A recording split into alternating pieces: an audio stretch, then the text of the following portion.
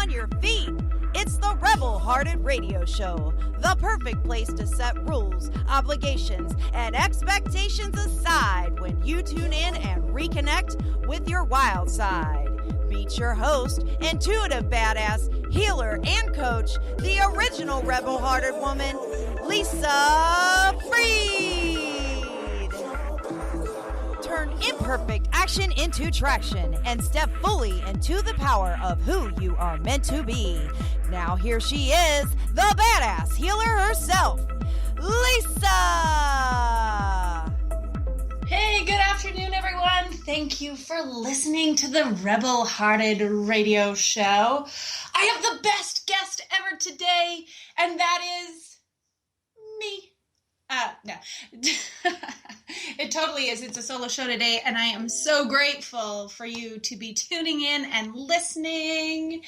If you're listening live, extra gold stars for you. Today, what I want to talk about is the art of receiving. But first, mainly for me, but maybe you need this too, I just want us to settle into wherever it is that you're listening from. If you're sitting in a chair, sit up straight, roll those shoulders back. And we're just going to take 3 deep breaths together, just really grounding us and feeling how supported we are by our chair, by our body, by the earth, by the universe, God, source, goddess, love, beauty, you name it. Just let us breathe in through our nose, great big breaths, and out through our mouth, letting out any sighs or noises that want to come to just really bring us present today in this moment. So breathing in through your nose, out through your mouth.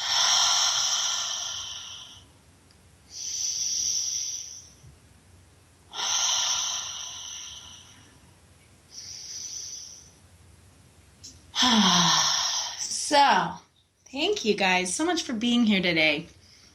I found out that this was going to be a solo show, and I thought, oh, what can I talk about? What's a lesson that I have been living with over and over a few times recently, more than a few times if I'm going to be really honest.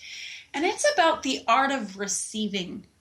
And this can span all things. So if you're listening and you're probably like, what the fuck is she talking about this time? She's talking about receiving gifts or money or oral sex, orgasms, hugs, or casseroles, help with the laundry?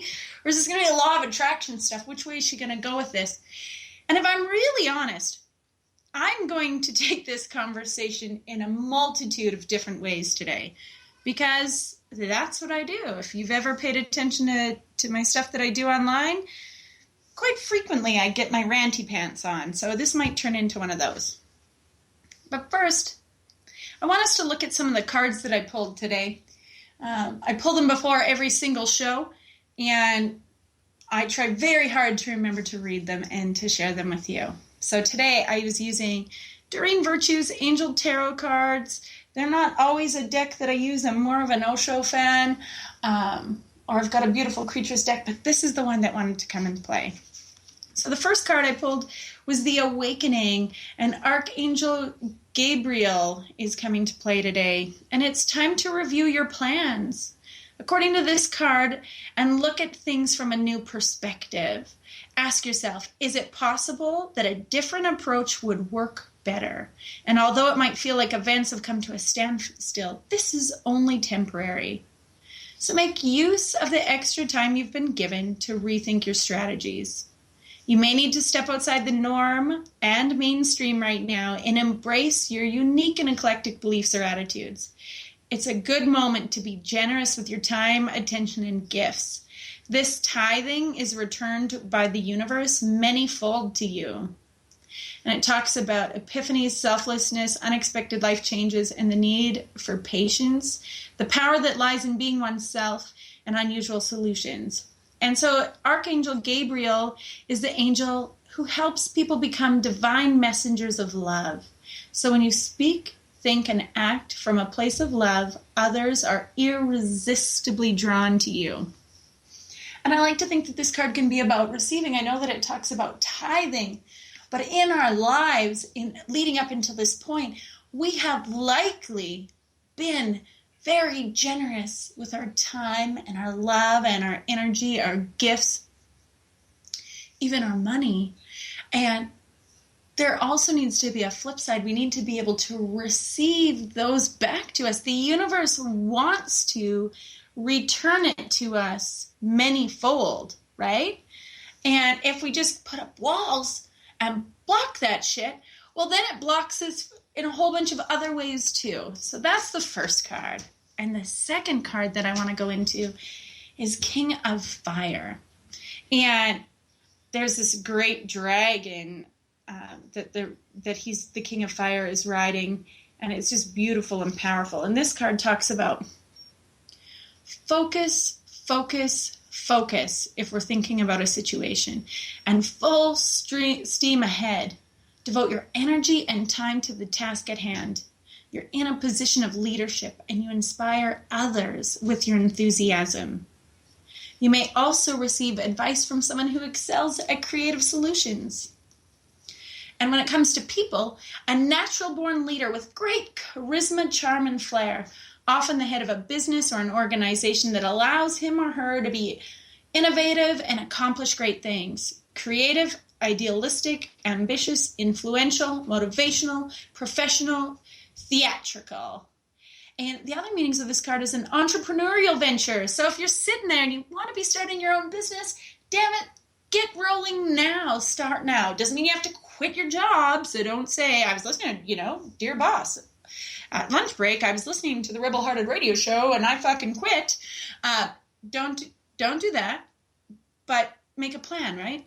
It also means speaking in front of a group and the courage of one's conviction and making a difference. And this is just so important in our lives. And I like to think that when we're, especially on the topic of receiving, we need to be leaders in receiving, to show the people that follow us, that love us, that, that we inspire.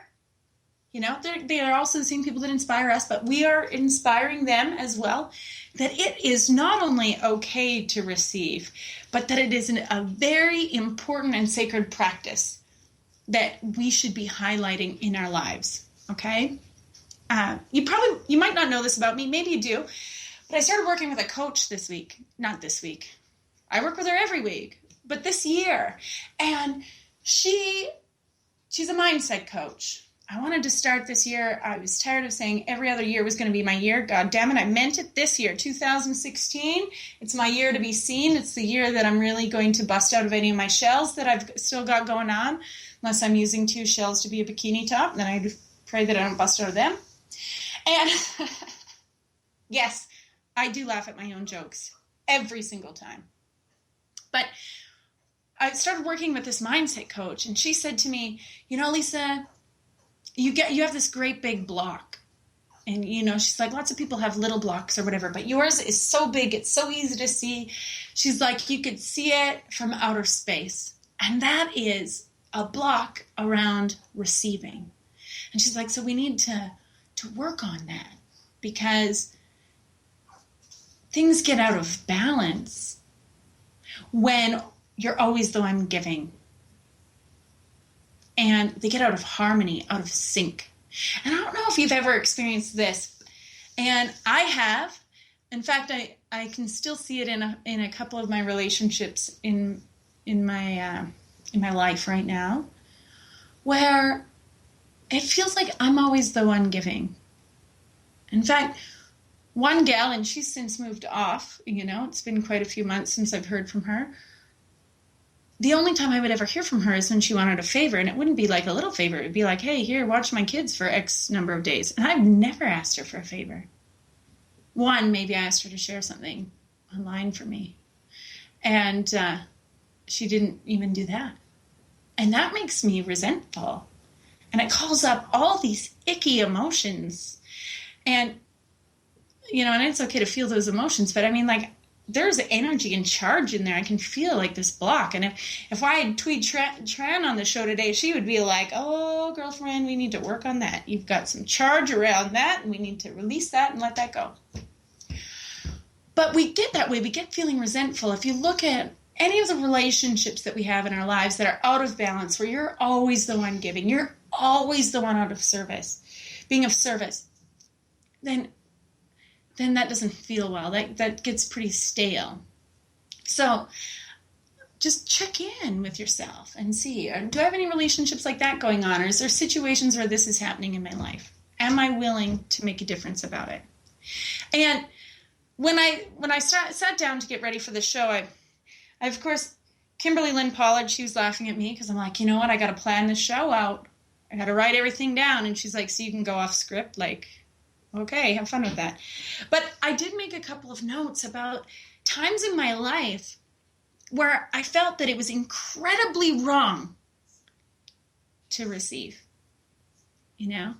And they're pretty big moments for me. So, for example, when I was in my 20s, you know, ever have that girl that like thought she was hot, knew she was powerful, and was going to just get whatever she wanted, doing whatever it took? That was me. That was me in my 20s, probably in my teens. My mom tells me she quit telling me what to do when I was 4, so I might have had this bit of this spirit, you know, since birth, previous lifetime. And in my 20s, I had this belief that I had to get everything I wanted, and it wasn't safe to ask for help from anybody else. I had to do it all on my own. All on my own.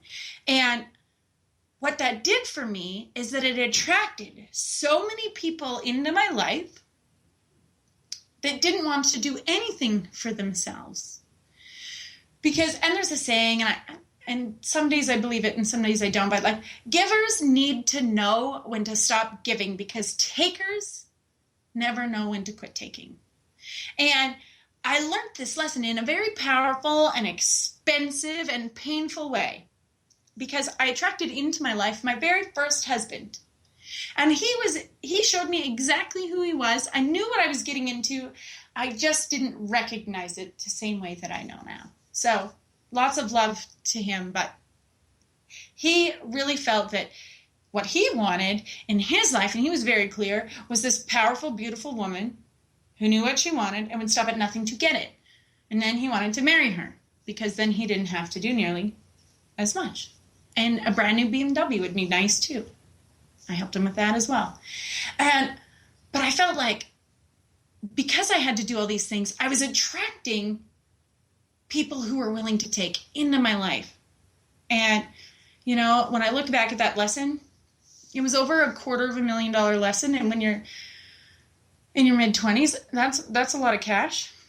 Still a lot of cash to me today. And it was painful. So let's talk about receiving. Let it really sink in. Receive this message on receiving so that you don't have to quite go that route. Another time was when I was first becoming a coach. You know, that's a few years ago now. I think we're rolling into 4 years. And I had this belief that I had to do it on my own. And I see this with new coaches all the time, actually. And it kind of makes me chuckle. And sometimes it's fun to point it out to them, and they receive that information well. And other times you just know that that's their journey. But when I was first a coach, I thought I had to do it all on my own. All on my own. And I was trying to figure out, like, how do people, you know, you're looking for your ideal client avatar. For those of you in the coaching industry, you know exactly what I'm talking about. The ICA, if you aren't in coaching or an entrepreneurial, I promise this part will be short. And I was looking to find my ideal client avatar and how to figure it out, who it was. And this one lady, she said to me, look, I will send you this perfect mining for gold interview questions. I'll send this to you. I'll share it with you. You can have it. No problem. And I was like, you'd like actually give it to me? She's like, yeah, no problem. No strings, no anything. When I got on the phone with her, we had a conversation. She was also a coach. And doing some business coaching, mostly relationship stuff. And I ended up working with her. And I remember the moment, it was like a slap upside my face when I was like, what? Coaches can have coaches? We don't have to have it all figured out. We can receive support from somebody else. Holy shit. Life changing. And, like I said, I'm working with a different coach now, but it was a pivotal moment for me that I didn't have to do it all. I didn't have to know it all, and that I could receive support. And then another time, and this is recent, you probably heard about this, was I have this girlfriend. She lives 6 hours away, and I was really missing her, and I wanted to spend some time with her, and phone calls just weren't cutting it. I wanted to be able to see her, and I couldn't make things work to get to her. And I was feeling kind of miserable about that. And so it's Monday afternoon. I'm sitting on the couch, kind of like harumph, sigh, and all of a sudden the doorbell rings, and I'm like, well, who the fuck just walked across my lawn? Who walked across my lawn? There's snow there. Like, use the sidewalk. Otherwise, why do I shovel? And I was kind of irritated and musing that over. And I opened the door, and there's my girlfriend. She drove 6 hours as a surprise to see me. And to show you how well I received that, I looked at her. I said, hi. And then I was like, hi. And I promptly followed it up with, what the fuck are you doing here? What are you doing here? And I even shoved her. Not hard, but like, what are you doing here? And why are you here? And it took me 15 minutes of her being here before I could even settle in and clue in that she was there and be cool with it, because I was so not used to receiving surprises like that, receiving gifts and expressions of friendship and love like that. I wasn't in that space, and I had to settle into it and make room for it and space for it. So I'm sure you probably have many of your own stories where your ability to receive is interesting. You might have a block there. And if what I'm talking about is resonating with you, let's chat. Let's talk about it. We're going to get to some pretty cool tools here in a minute. I notice that when it comes to receiving, women especially are challenged in this department. And if there's any men listening, thanks for listening, but don't hate on me that I'm just talking about women. It's because I'm not saying that men don't have this issue. I'm saying that I'm a female and I can speak this from this perspective. And it hasn't been a topic of research when it comes to men. So I would prefer not to receive hate mail over this. And so women have this need that they feel like they have to be everything to everyone. And this only increases when it increases throughout our lifetime, but it really increases when we become mothers, because these divine little beings have chosen us to bring them earthside and to support them and care for them. And then we tell this story. It's funny. You watch new moms and they're like, oh, I can't wait till they're out of diapers. It's going to be so much better. And that's kind of a story that we tell ourselves for survival, because the amount of time and energy that we give into them really does not go away just because they're out of diapers. Because as soon as they sign up for school or support, sports or math club even, that enters the picture, there's all more giving that's required, Has anyone been voluntold to do something, Been part of a fundraising crew or carpool or any of that? So we do this. We struggle around receiving, and it does not have to be that way. There are so many great resources to move around that and to do things differently. But let's go through a couple of tools here. And step one is to decide, yeah, I'm listening to what Lisa's saying, and geez, I'm the same way. Somebody offers to do something for me, I'm like, no, that's okay, I can do it myself. This is demonstrated. Have you ever carried groceries in from a car? Tell me, how many bags of groceries, this is a good test, how many bags of groceries do you carry at once? Say you've got 10 in the car, and you got to get them in the house. How many bags of groceries do you carry at a time? And for me, even if my husband is standing right there, I'll take as many as I can possibly loop over my arms. Sometimes I got to carry my arms straight out. There's so many groceries that couldn't bend my elbows. And he always goes like, Lisa, are you kidding me? I'm right here. I could have carried some of that, So then I was like, well, I'll grumble. Okay, I'll receive a little better here. So then I let him carry 2 bags. I'm sure that really makes him feel manly. But just next time you go to carry groceries and you see somebody, you got somebody with you. Let them carry a bag or 2, okay? But decide that you want to learn to receive better. Every time we want to change something, it starts with that choice. It starts with drawing the line in the sand and being willing and open to start thinking new thoughts and experience new experiences. But it all starts with that decision, And then do some investigating. Why is it so hard for you to receive things? Ask yourself, are you worried about what people think of you?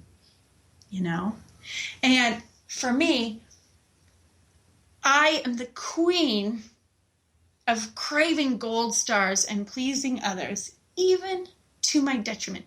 Until now.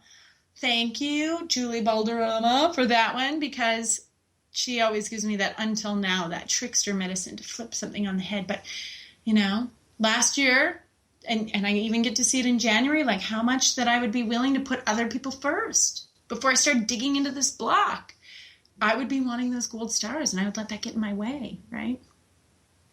So I would do that and be worried about what other people are going to think of me if all of a sudden I was needing things, So if that's one of your reasons, look at that. And some of the others might be, you may feel you don't need that help, or that the person who's offering you the help is threatening your independence, right? Maybe you grew up in a situation that at an early age with neglectful parents, you had to look out for yourself. And now all of a sudden, you think that if you accept help from somebody else, if you receive love, support, help, a hug, a casserole, that it makes you look weak. Or maybe it was instilled in you that someone your age, as this adult, that you need to be responsible for yourself. So you think that it's a burden on others when you ask for help. This is bullshit. It's bullshit. Or you might have fears of rejection. If you ask the question, you ask people to help you, then, and somebody says no, or you've got this fear of failure, or that you have to look perfect. These are all lies. They're lies. We're divine. It's meant to be this give and take, right? Or if you're a business owner or a professional, you might be worried that needing help can demonstrate a lack of professionalism. Or you might feel that if you're not handling your own affairs, that it makes you look inferior or incompetent. But that's not true. When we receive, this is like showing everybody that this is our belief that we are indeed one with one another, right? And if we block ourselves from receiving, like I said, a casserole or a hug, then imagine what sign we're sending out to the universe, What are we telling that? Like, universe is looking and they're like, okay, well, I know that she's got on her vision board this trip to Hawaii and a Maserati and, you know, she wants 28 new clients, but she won't even take a hug. So she ain't ready for that. She's just not ready. You don't want to be sending a message like that. Hell no, right? So I want you to look and move outside your need for that outside approval. That believing that others will judge you or reject you, and that interfering with your ability to receive help or even ask for it, let that go. Let that go. And then be willing to be vulnerable and ask for that help or receive that help from others, you know? If they judge you, that's on them, right? And the other thing that happens with receiving that I always find really unique, and it kind of makes me laugh a little, is that how many of you listening are givers? Probably quite a few, because, I mean, I run with a cool crowd. And you love to give to other people. What does it feel like when you want to give something to somebody and they shut you down? Right? Let's flip it. Let's get in the other person's shoes. So when you want to give something to somebody and they shut you down, how does that feel? It sucks. It sucks. It gets in the way, right? It hurts. You're like, geez, it would be so easy for me to help you, especially when you're seeing people struggle or have a hard time, right? And you get in the damn way. It hurts, right? You just want to be of service and of helping. So then if you're on the other side, if somebody's offering to help you, offering to give you something, a hug, a casserole, an orgasm, money, you know, a helping hand, and you say no, that's rude. You're robbing them of serotonin. Because when we do random acts of kindness, you know, and there's people that are always posting, you know, like buddy in front of you, buddy in front of me in the drive-thru, thanks so much for the coffee. It made me feel so good. You know, we're robbing those people of the serotonin boost. Because when we witness an act of kindness, the giver gets a serotonin boost. The receiver gets a serotonin boost. And anybody who witnesses gets one. So stop being an asshole. Receive a little. Enjoy it. Soak it in. Because this is a natural ebb and flow to life, you know? We should be receiving. That's what we need to be doing. That's what builds us up. That helps nourish us, right? Is receiving that love from other people. And it can come in different forms, right? So please remember that. And, you know, I've been going on and on about receiving and the importance of it. And my friend Kita and I, you probably know her or heard of her, or, you know, her name is Kita Sonove, and she's pretty fucking awesome, if I do say so myself. You can check her out at immeasurableyou.com. And she and I were having this conversation. We talk every day. We're those kind of annoying friends, right? You know, we've never met each other in real life, but we talk every damn day. And unfortunately, recently her dad was really sick. And he ended up passing on Saturday. So, Larry, send you love. Sending love to the whole family. But she was like, what if I was able to receive, you know, when I wasn't in crisis? What would life be like? What would it be like if I were open and able to receive a casserole or a hug or warm thoughts or prayers, even when everything was going really well? What if I could be a rock star of receiving? And I thought, yes, we need to move more into that space, into that place of being rock stars. Because have you ever seen any of the riders, you know? I'm pretty sure it was Keita that was telling me this story, she knew a gal a few years ago, okay, more than a few years ago, that when the Beatles were first getting started, she would bring them jelly beans. Now, the Beatles didn't need jelly beans. They probably had hundreds of people bringing them jelly beans because fans found out that they liked jelly beans. And they had more than enough money to be able to buy their own damn jelly beans, but still they received them. So what if for today, even just for today, we received like a rock star? You know? That people were willing to do us cool things. And, like, doesn't Kanye West have a frickin' GoFundMe to help him get out of debt? People are giving him money to help him get out of debt, right? And I bet you he'll receive that. So what if we could just receive more like a rock star? What could that shift and change in our world? I bet it would be awesome. It'd be bigger than awesome. Fuck, it would be bigger than the Beatles. I think there's a song about that. I won't sing it for you. You're welcome. So when we think about, if we go back into the law of attraction, or if we think about universal law, if we are to give, we are also to receive. First book that I ever read that started to change everything for me and help me manifest my desires and learn how to was Ask and It Is Given by Esther and Jerry Hicks and the Teachings of Abraham. And this book, in the first chapter even, if all you did was read through the table of contents, I think it would have the power to absolutely change your life. But the first chapter talks about the things we know that you may have forgotten, which are important for you to remember. And a lot of it is ask and it is given.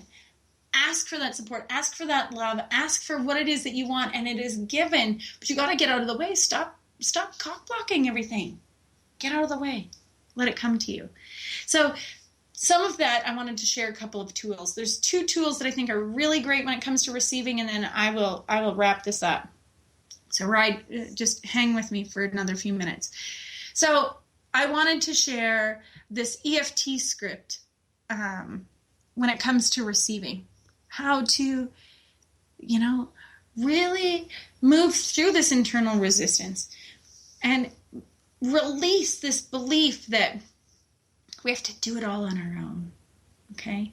Because that's not true. We don't need to do it alone. We can have the support. We're fully supported already. Let us step into it. So, and pay attention. This comes from, I found this tool on a website that was like tapeasy.com. When I was like, what tool can I bust out? So we're going to go through this together. It'll take about 7 minutes. Tapping is not your thing. No big deal. Okay? But we're going to tap on our karate chop point. Even though I want the good stuff to come to me, yet a part of me is resistant to allowing it into my life. Perhaps with a pretty good reason, I choose to love and accept all of myself. Even when the good stuff is served to me on a platter, I just shrink back, doubting my deserving and the permanence of it all. What if I could learn to say thank you and simply accept the good stuff? Even though I don't feel good allowing the good stuff that involves favors from other people, a lucky streak, or not enough struggle on my part, I do know that nothing that I experience is a result of single-handed effort. So why push away the good stuff that comes from our combined effort?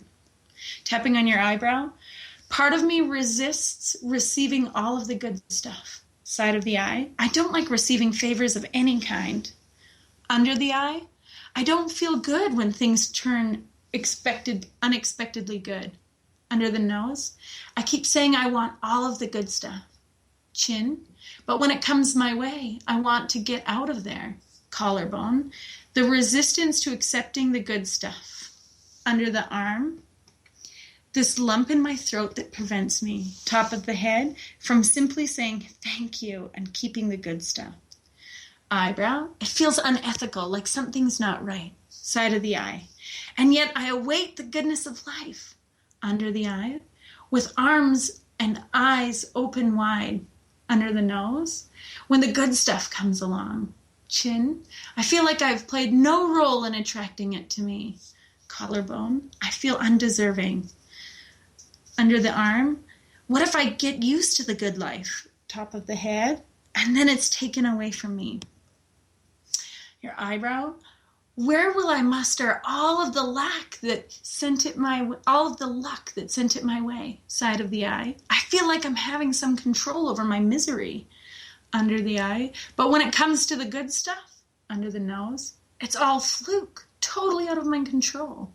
Chin, when something is out of my control, collarbone, how can I feel happy and satisfied? Under the arm, if I cannot recreate it all at will. Top of the head, how can I allow myself to roll around in its goodness? Eyebrow, if not for this person, that coincidence, or sheer good luck. Side of the eye, where would I be? Under the eye, my success is dependent on so many factors outside of me. Under the nose, I can't depend on others to help me get my good stuff. Chin, what if they turn against me? Collarbone, then where will all the good stuff be, huh? Under the arm, you can't trust anyone this day and age. Top of the head, I really hate it when the good stuff is no longer there. Eyebrow, so I better keep myself in the trenches. Side of the eye, licking my wounds and wallowing in self-pity. Under the eye, still pretending like I want the good stuff. Under the nose, if I accept all the good stuff, it only widens my disparity. Chin, with those who are miserable. Collarbone, what if I could maybe, just maybe, ease myself under the arm into accepting the good stuff? Top of the head, what if I could remember that because of the good stuff, eyebrow, because the good stuff has appeared in my life, I must have attracted it. Side of the eye, through my thoughts and my actions. Under the eye, and when I feel that this is all coming too easy, under my nose, what if I could remember, Chin, that nothing is easy or difficult, but my thinking makes it so. Collarbone, life does not always have to be difficult.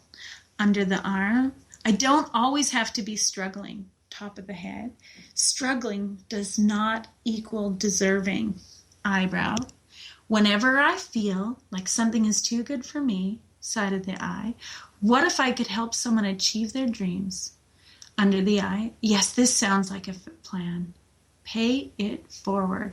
Under the nose, from now on, every time I doubt myself on my deserving, chin, I'll remind myself to say the 2 words, collarbone, thank you. Under the arm, and remember to pay it forward. Top of the head, I'm allowing all of the good stuff with open arms. Bring it on. Now, just take a deep breath in through your nose.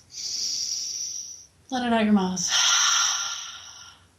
Do you think that we've freed up some energy around receiving and allowing some really good flow into our life? I think so. That's how it feels for me. I feel good, right? It's nice to have busted up some of that stagnant energy that happens when we close ourselves off. And then the other practice that I've been working with daily now for a month has been affirmative prayer. And this one, this is one that's come from a SeattleMoneyCoach.com, which is interesting because most of my things that I find are from a Center of Spiritual Living. But SeattleMoneyCoach.com wrote an affirmative prayer for unexpected blessings and prosperity to allow us to really remember why we're deserving of receiving and being open to that possibility. So when it comes to affirmative prayer right now, in this moment, allow my words to become your words. And know that when 2 or more are in agreement, it's universal law that it is already done. It's already done. And if my words don't really feel that good to you, they don't feel like a good fit, just let them wash over you. Okay? And pick up the nuggets that do feel really good. So, affirmative prayer for unexpected blessings. I live in the midst of infinite abundance. The abundance of spirit is my infinite source. The river of life's good never stops flowing. It flows through me into lavish expression. Good comes to me through unexpected avenues. Spirit works in a multitude of ways to bless me. I now open my heart and my mind to receive my good. With Spirit as my source, nothing is too good to be true. Wonderful things happen to me, in me, and around me. I give freely and fearlessly into life, and life gives back to me with fabulous increase. Blessings come from every direction in expected and unexpected ways. Spirit provides for me in a generous and wonderful manner. I am filled with joy, peace, and gratitude. Thank you, loving Spirit. It is done, it is done, it is done. And I invite you to say with me, and so it is. So when I use affirmative prayer, it always feels really good to open to all of the possibilities. EFT, emotional freedom technique, that's one of my favorites, otherwise known as tapping. You can look for scripts online, or there's some really great tapping practitioners that will help you move through this resistance that you might have to receiving.